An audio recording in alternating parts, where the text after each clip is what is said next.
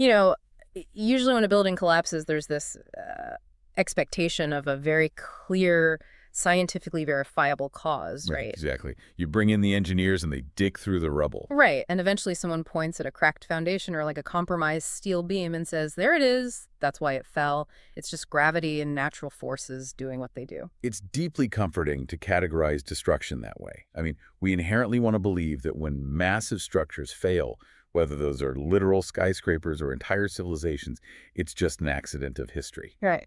Just inevitable decay. But in the book, The Controlled Demolition of the American Empire, authors Jeff Berwick and Charlie Robinson, they argue that America isn't suffering from structural decay. They argue it's literally rigged with explosives. Which is quite the claim. It is. And today, we are stepping directly into the author's blueprint. Now, I want to be very clear up front. We aren't here to validate these highly controversial, deeply conspiratorial claims. Definitely not. Right. We are just here to impartially map out exactly how they construct this worldview. We want to understand the architecture of their argument that the United States is undergoing a deliberate, orchestrated collapse. And honestly, it's a fascinating exercise in understanding alternative historical narratives. Yeah. We're basically acting as guides through the author's own internal logic, looking at the foundation they claim exists and tracing the connections they draw between centuries-old history and modern crises. Okay, let's unpack this. The entry point for this entire worldview actually comes in the foreword, which is written by Doug Casey. He introduces a concept from physics, the second law of thermodynamics, entropy. Right, the unavoidable law that everything in the universe naturally degrades and falls apart over time. Exactly. But Casey's premise, which kind of sets the stage for the rest of the text, is that what is happening to Western civilization is defying that natural law. It's not organic entropy. It's an intentional demolition job. Yeah, and to really grasp what they mean by a demolition, we first have to understand what the authors believe is actually being destroyed here. Casey outlines 12 pillars of Western civilization. Okay. We're talking about foundational concepts, free speech, free markets, limited government, individualism, property rights. The big ones. Right. And in the framework of this text, these pillars aren't just weathering away under the strain of time. The authors argue they're being actively dismantled and systematically replaced by something they broadly term political correctness. And they don't view that as just mere politeness. No, not at all. They view it as an anti-human, secular religion that's rooted in pure groupthink. Right. And to illustrate this deliberate dismantling, they lean heavily into historical precedent. Specifically, they draw a direct line between the modern United States and the fall of the Roman Empire. Which is a classic comparison. It is, yeah. The authors isolate 4 specific symptoms of a dying empire. First, there's subjugation. So in Rome, that looked like literal slave labor. In America, Berwick and Robinson argue it takes the form of a heavily taxed, debt-enslaved populace. Then you have aggression. Rome stretched its borders to the breaking point with constant military expansion. The text mirrors this with America's endless foreign interventions and the rise of what they call the military information terror complex. Wow, okay. Yeah. And third is extortion, which they define here as the systemic destruction of the middle class through oppressive taxation and the hidden tax of inflation. Which leads us to the 4th symptom, which is diversion, the famous bread and circuses. Ah, yes. Yeah, so if Roman emperors used chariot races and gladiators and free grain to keep the masses docile while the republic crumbled, the modern equivalent the authors point to is entirely digital and, well, far more insidious. Yeah, this is where their analysis of modern culture takes a very specific, almost technical turn. Right. They claim that the flickering rates of television screens and digital monitors are mathematically engineered to shift human brainwaves. It's wild. Yeah, they argue these screens force the brain out of an active, critically thinking beta state and drop it down into a highly suggestible, hypnotic alpha state. The premise is that you don't need to physically chain citizens if you can keep them sleepwalking through an endless stream of low vibrational fear and mindless entertainment. I think the crucial divergence to highlight here is how they interpret these Roman symptoms. Because the general historical consensus is that Rome burned down organically, right? Yeah. It was a messy combination of bureaucratic overreach, internal corruption, and external invasions. It was an accident of scale. Just got too big. Exactly. But the blueprint Berwick and Robinson lay out asserts that America is being burned down on purpose. They define this arsonist class, a coalition of global elites, massive multinational corporations, and central bankers who are rigging the socioeconomic structure to fail. And why do that? so they can implement a heavily centralized New World Order from the ashes. But logically, I mean, a demolition of that scale requires an astronomical amount of capital. You need total control over the money supply to fund the explosives, so to speak. Absolutely. And that takes us directly into the author's scathing structural critique of the American financial system. Yeah, if the goal is intentional collapse, the arsonists need an efficient extraction mechanism to siphon wealth out of the populace. In their worldview, that mechanism was installed over a century ago, specifically in the year 1913. 1913. Yes, the text places a massive glaring spotlight on that year because it marks the creation of both the Federal Reserve and the Internal Revenue Service. And the book explicitly rejects the idea that these two institutions being born in the exact same year was just some historical coincidence. They describe the relationship between the Fed and the IRS as fundamentally mutually parasitic. Let's look at how they explain the underlying math of the fiat currency system, because it's the engine of their entire theory. It kind of reminds me of playing a rigged game of Monopoly. How do you mean? So, imagine you sit down to play Monopoly, but the bank has a new rule. Every time it hands you your starting money, it charges you a fee. Let's say the Fed prints the very first $100 to exist in the economy and loans it to a bank at a 6% interest rate. Okay. At the end of the year, the bank owes the Fed $106. But here's the catch the authors point out. The Fed only ever printed $100. That extra $6 literally does not exist in the entire money supply. So mathematically, it's impossible for the system as a whole to ever pay off its debt. Exactly.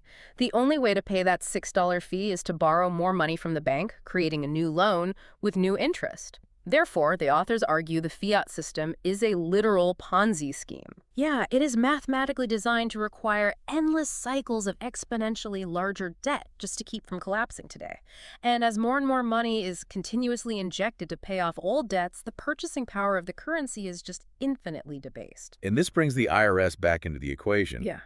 Because according to the text, who ultimately acts as the guarantor for that perpetually compounding interest? Us, the taxpayer. Right. Berwick and Robinson use a pretty visceral metaphor to describe the state's view of its citizens. They argue the government views the population the exact same way a dairy farmer views a herd of cows. Oh, man. Yeah.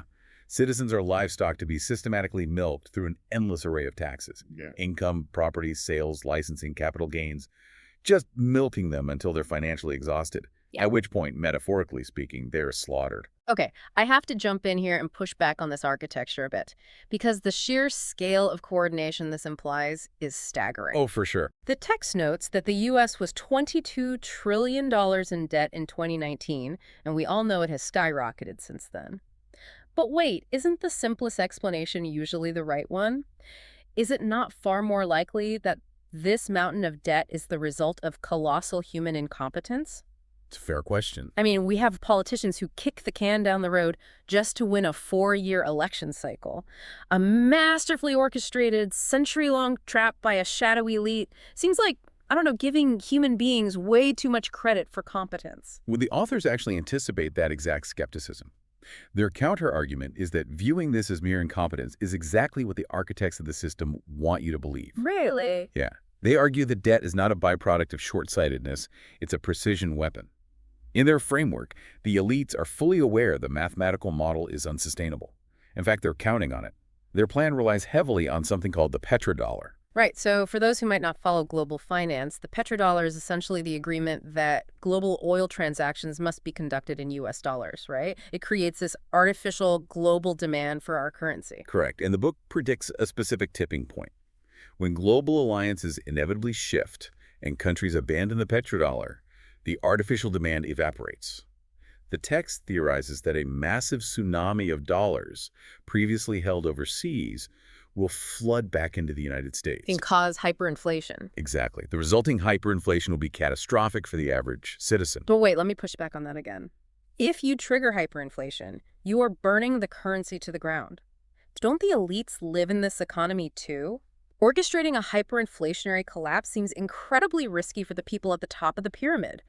How do the authors explain the arsonists protecting themselves from their own fire? It comes down to what the authors see as a massive transfer of tangible assets. They argue that the elites don't actually hold their real wealth in fiat currency. Oh, I see. Yeah. When the hyperinflation hits, it wipes out middle-class savings, Yeah. fixed pensions, 401ks. But the elites, according to the book, will use the crisis as an excuse to institute harsh economic austerity. So they buy everything up on the cheap. Precisely. When the middle class defaults, the banking class seizes the hard assets. The real estate, the farmland, the raw resources. So the arsonists don't burn their own house down, they burn down your house, and then take the land it was built on, leaving the population entirely dependent on the state for survival. Wow. Okay, so if you've mathematically boxed in the domestic population with debt, how do you handle the variables outside your borders? I mean, the rest of the world isn't just going to sit by and let a global order shift. You have to force the hand of the international community. Right. Which leads us to how Berwick and Robinson view American foreign policy. Yeah, we have to look at the geopolitical control grid. The text distills modern foreign policy down to a cartel-style doctrine known as plata o plomo, which translates to silver or lead. They're pulling directly from John Perkins's concept of the economic hitman here. They absolutely are. The authors claim that the U.S. approaches foreign nations, especially those rich in resources or strategically located, with a stark choice. Take the silver, accept the World Bank loans, play ball with multinational corporations, and fall into compliance. Or face the lead. Right, which they define as orchestrated coups, funded proxy wars, or outright assassinations of uncooperative leaders. And to back this up, they point to a very specific piece of evidence, which is General Wesley Clark's famous television interview. In it, Clark claimed he was shown a classified Pentagon memo shortly after 9/11, detailing a plan to take out the governments of 7 countries in 5 years. A pretty stunning claim. Yeah. The list started with Iraq, moved through Syria, Lebanon, Libya, Somalia, Sudan, and finished with Iran. The authors frame this not as America reacting to global threats, but as a proactive, deeply cynical business model designed to secure resources, protect regional allies, and continuously feed the defense industry. And this transition into the post-9/11 era is where the book dives into its most controversial territory. Oh. To justify this aggressive foreign expansion and simultaneously tighten domestic control, Berwick and Robinson dedicate a massive portion of the text to arguing that the tragic events of September 11th, 2001 were a coordinated false flag operation. And again, we need to reiterate our mission for this deep dive. We are strictly examining how the authors construct this narrative, not endorsing the narrative itself. Absolutely. But their list of alleged anomalies is extensive. They don't just question the mechanics of the towers falling, they focus heavily on the periphery. Like what? Well, they point to World Trade Center Building 7, which was not struck by a plane but suffered a complete freefall collapse, noting that international news agencies somehow reported on its collapse before it actually happened. The BBC report. Right, and they highlight the improbability of a hijacker's paper passport surviving a jet fuel fireball to be found perfectly intact on the street below. But sticking with their theme of financial extraction, they also heavily scrutinize the money movement around that day. Yes. The text brings up the multi-billion-dollar insurance policy taken out by Larry Silverstein shortly before the attacks, which specifically covered acts of terrorism. Furthermore, they claim that under the fog of the tragedy, the SEC invoked emergency powers that allowed an estimated $240 billion in covert government securities to be cleared rapidly without standard regulatory oversight. It's a lot of threads. But if we step back from the individual claims and look at the why presented in the text, it relies on a philosophical mechanism called the Hegelian dialectic. Problem, reaction, solution. Exactly. To explain this simply, imagine you're a boss who wants to install surveillance cameras in the employee break room. Okay. If you just suggest it, the staff will revolt and cite their privacy. But if you secretly arrange for a series of break-ins to happen in that room, the staff will naturally panic and demand you do something to keep them safe. The reaction. And then you offer the solution. Right. At that point, you introduce the cameras, you get exactly what you wanted, but now the people are begging you for it. Here's where it gets really interesting. Because the authors apply that exact psychology to a geopolitical scale. By allegedly manufacturing a terrifying world-altering problem, the architects guarantee a panicked reaction from the American public. Right. And the solution offered was the Patriot Act. The book argues that 9/11 was the lever used to scare citizens into willingly surrendering their Fourth Amendment rights against unreasonable search and seizure, basically trading fundamental constitutional protections for the illusion of safety, and legally establishing a massive, unchecked domestic surveillance grid. Yeah. Now, if you are listening to this deep dive and feeling your head spin a bit at the sheer scale of this alleged coordination, you aren't alone. It is an incredibly dense, terrifying web they're weaving. But let's look at how they tie this historical web to something every single one of us just lived through. Because the text argues that the Patriot Act only built the physical and digital surveillance grid.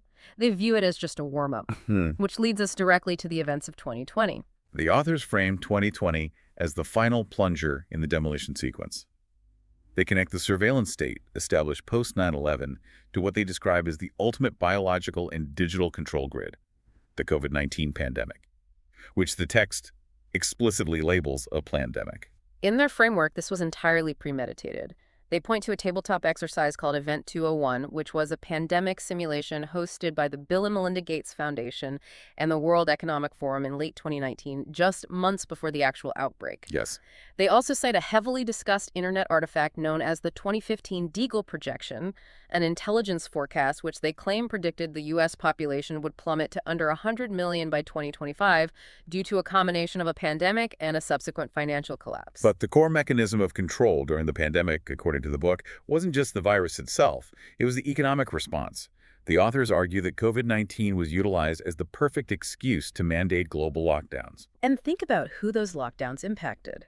According to the text, the intent was to intentionally shatter small and medium-sized businesses, forcing tens of millions of independent Americans out of work, while massive corporations like Amazon or Walmart were allowed to remain open. It's that same theme of consolidation. Exactly.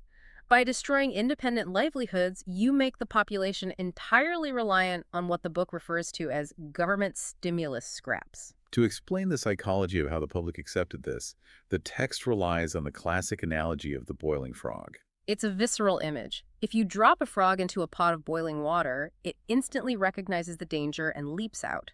But if you place it in tepid water and incrementally turn up the heat, the frog adapts to the rising temperature until it boils to death. Yeah. The authors use this to illustrate how Western citizens surrendered fundamental, century-old freedoms, the freedom of movement, the freedom to peacefully assemble, the right to operate a business, all without any meaningful resistance, simply because it was framed incrementally as a temporary health emergency. And this raises the ultimate question of motive within the book. What is the end game of this biological crisis? Right. The authors assert that the virus was simply the vehicle. The destination is a society built around mandatory digital identification.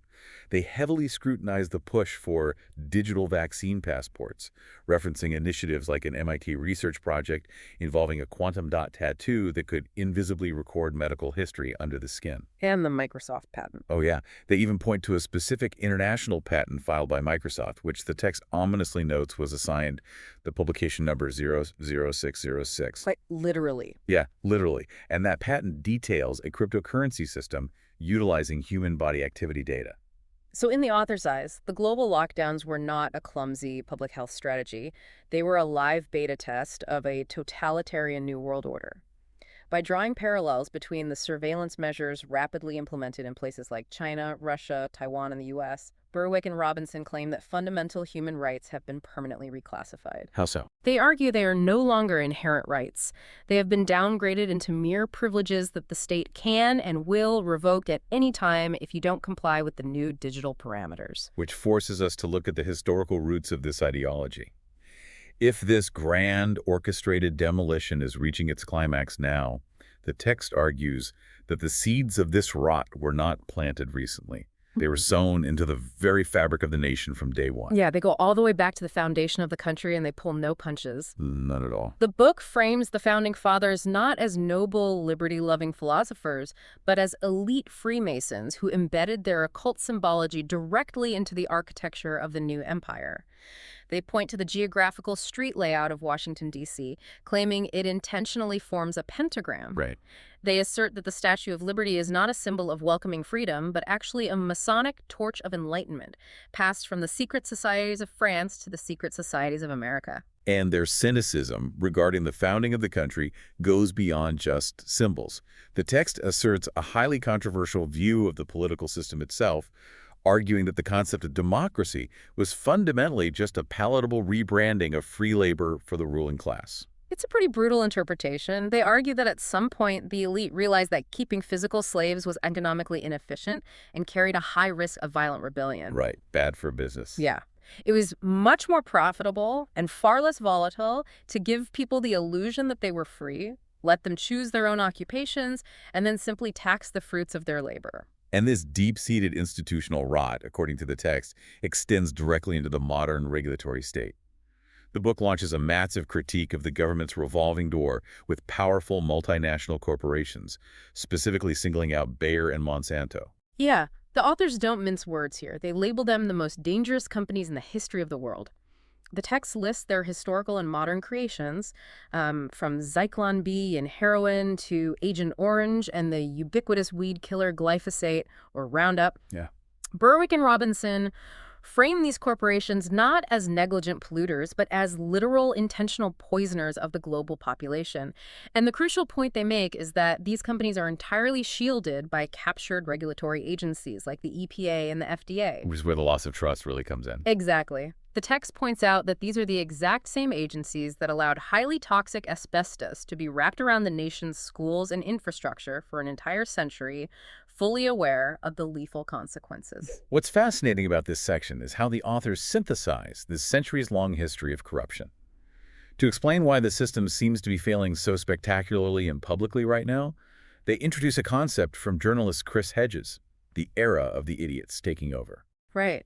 The idea is that in the final stages of a dying empire, the competent, behind-the-scenes managers step away. They bail out. Right. And the system is handed over to incompetent, narcissistic politicians, foolish generals, and compliant media personalities.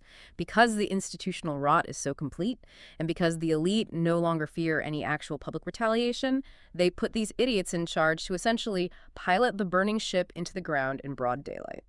So, if we step back and look at the entire massive architecture of the argument presented in the controlled demolition of the American empire, the core thesis is unambiguous. Yeah. The American empire is not dying a natural, accidental death from entropy. It is being intentionally and systematically dismantled from the inside out by a globalist elite. They're utilizing mathematical financial manipulation, orchestrated geopolitical chaos, and engineered biological crises, all to pave the way for a heavily surveilled, fundamentally debt-enslaved global society. So what does this all mean? We've mapped out the blueprint the authors constructed. But why should you, the listener, care about understanding this specific text, especially if you fundamentally reject the conspiratorial nature of these claims? Because even if you reject every single conclusion the book draws, the text itself serves as an incredibly stark, vital mirror. It reflects the profound, pervasive crisis of trust in our modern society. Yeah, absolutely. When people look at powerful institutions and see documented histories of genuine corruption, whether it's the EPA failing to act on toxic chemicals for decades, or the banking system orchestrating the 2008 financial collapse and walking away with bonuses while the middle class lost their homes, it creates a deeply cynical populace. Understandably so. Right. That genuine erosion of trust is the fertile soil where these theories grow. It makes it entirely plausible for an ordinary person to look at a chaotic, complex world and believe that everything, from a viral outbreak to foreign policy, is a coordinated, malicious plot. It's the ultimate symptom of a society that has lost faith in its own systems. Which brings me to a final thought, building on something the source material briefly touches on, the concept of predictive programming. Oh, this is an interesting one. Yeah, this is the idea that media, literature, and entertainment are used to subtly train the population to accept future catastrophes. Think about the sheer volume of media we consume today. It's endless. If we're constantly digesting books, articles, and deep dives that tell us the world is inherently rigged, that it's controlled by an omnipotent, shadowy elite who plan every disaster decades in advance, does that awareness actually empower us to fight back? Or does the absolute belief in an unbeatable global conspiracy inadvertently make us completely passive? That's a great question. Right. If you believe the building is rigged with explosives and the detonator has already been pushed, you might just sit in your chair and wait for the roof to cave in, perfectly playing into the hands of the very control system you think you're exposing.